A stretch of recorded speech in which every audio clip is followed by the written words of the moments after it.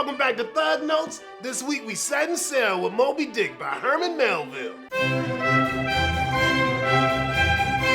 This big-ass book starts with some player calling himself Ishmael decides he want to get himself a little taste of life as a whaler.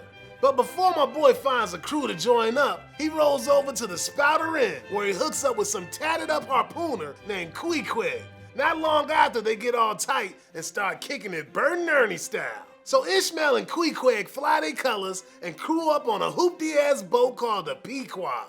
After a while, the ship's top dog Ahab struts up to the deck with his janky ivory leg and start laying down some real talk. He say the Pequod only got one mission, to find Moby-Dick, the white whale that took his leg and straight OJ that bitch.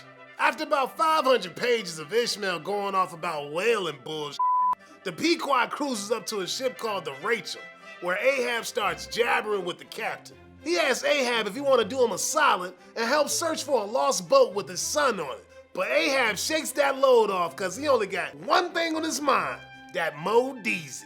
Finally, they find Moby lurking in the water and chase his pasty ass for 3 days. On the third day, Moby's fat ass straight rams the Pequod, which starts sinking. Now Ahab ain't going out like no bitch, so he keeps it clutch and goes toe-to-toe with Moby-D. He whips out his chrome and shanks that whale. But Moby ain't playing no more and drags his ass to the deep. Woo! You know he did. In the end, the whole crew go belly up except my boy Ishmael, who gets saved by the righteous cats of the Rachel. Open up your eyes and peep this character for you, son. Unlike Ahab's crotchety ass, Ishmael knows how to deal with all the bunk-ass shit the world dropping on him. Check it. Who ain't a slave?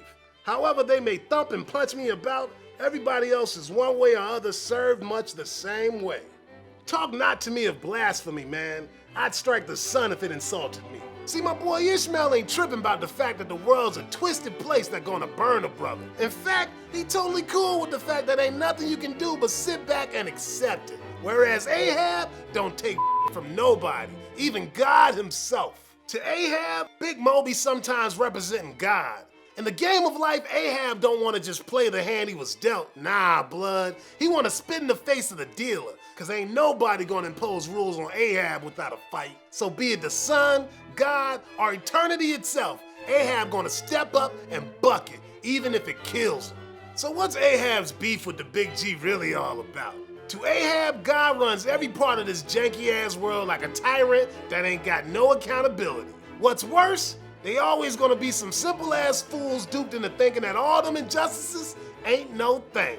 Only Ahab sees that God doing them straight dirty, and even God ain't getting away with punking Captain A. But since Ahab ain't got his Glock 9 handy, he gotta strap up with a special harpoon to murk this whale.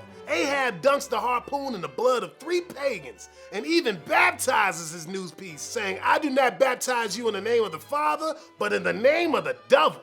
But other times that blubbery mess repping all the evil in the world. And since evil existing everywhere up in this hood, some sailors swear they've peeped Moby in multiple places at once. And other times, Moby-Dick is a symbol for an empty, godless universe. To Ishmael, the whale's indefinite whiteness shadows forth the heartless void and immensities of the universe, and thus stabs us from behind with the thought of annihilation.